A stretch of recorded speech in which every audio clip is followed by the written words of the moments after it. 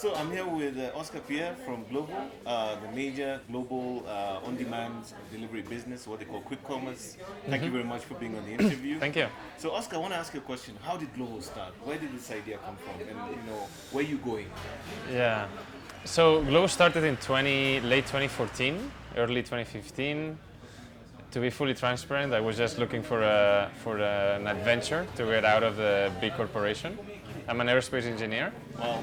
and I went to work for Airbus, very large company. I didn't fit very well there, so I just decided, hey, let's just start up something. And I observed a bit what was going on in the U.S. and how people were, their needs were growing in terms of, hey, I need something right now. No, I want to order Amazon and get it delivered today. Food delivery was growing a lot. No, so we just kicked off with an app that was very simple in Barcelona in 2015, which basically said, order anything you want.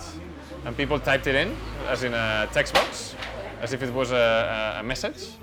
And we got the order, my brother and I, and we got the order. We took our bikes in Barcelona, we launched in Barcelona, and we went to the shop, we bought it, and we delivered. So this is yourself, hands-on.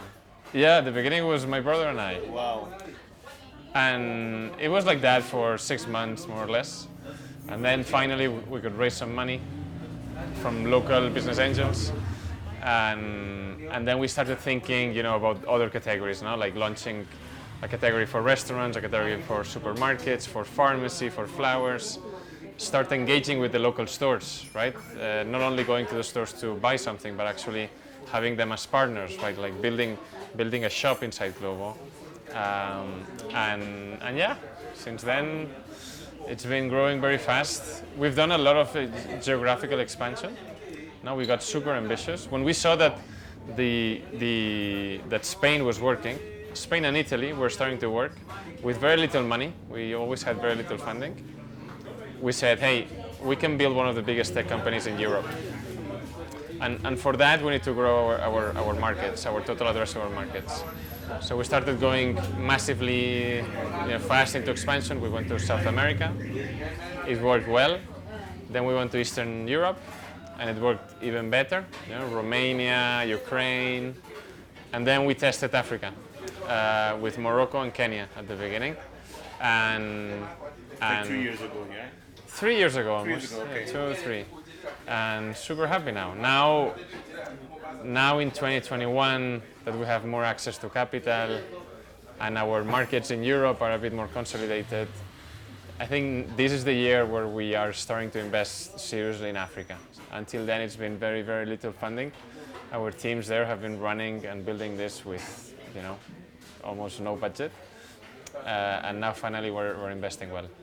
So what is the current Africa situation in terms of markets, and then where do you see this going the next couple of years? So for us in Africa, we differentiate in 2 regions. We have Northern Africa with Morocco, and now launching Tunisia and Algeria. All of that is managed from Casablanca, our office there. And then we have all the Sub-Saharan region, where we have been testing, as I said, with very little budget, in Kenya and Ivory Coast for 2 years. We like it. We like it a lot. We're seeing good economics. We're seeing great user adoption. The partners, the restaurants are happy. The couriers are happy. So this is the year where we're going to start investing a lot more. Our hub is here in Nairobi. So in Nairobi is where we have the regional team, and we have already launched Uganda and Ghana. Amazing results, especially in Ghana. Ghana is flying. And What do you think is different about Ghana? What's making it so... I don't know. You don't know yet? I haven't been there. Okay. But it's very early. It's the first 2 months, and Okay. also it depends a lot on the execution, like the type of partnerships you do with the restaurants. And I know the local team in Ghana is doing amazingly well. And then our big bet for this year is Nigeria. So we're launching Nigeria. Thank you. We are launching Nigeria in the next 30 to 60 days. Awesome. Thank you, Kyogo. So Nigeria is the big one, no? 200 million people. In 10 years from now, it will be bigger than the US in population. So you know, we were discussing it before. No, you cannot be Yeah. big in Africa without being big in Nigeria, Yeah, yeah. and we're going all in Nigeria. Yeah. Excellent. And what do you think in terms of the future direction of the business? You know, how much change do you see coming? What do you see, maybe in terms of the offering or the product? Where do you see this going in terms of the next step? Yeah. So I think we're tackling our mission is our vision is very ambitious. No, we just want to give access to everything in a city. No, give access to everything in a city, and this is super broad. No, and it includes in our vision it includes things that are not delivery. No, like for example making payments seamless, making things like ticketing or reservation seamless.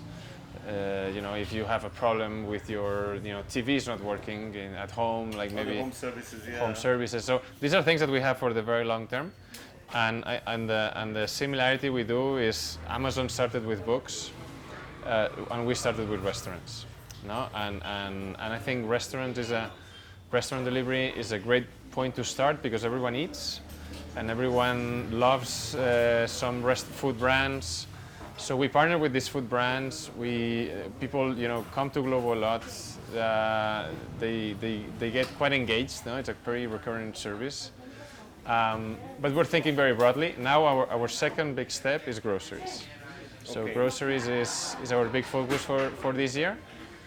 We want to serve both the big baskets and the tiny baskets. No, like both I need to I need to fill my fridge, no, and buy like the weekly shopping.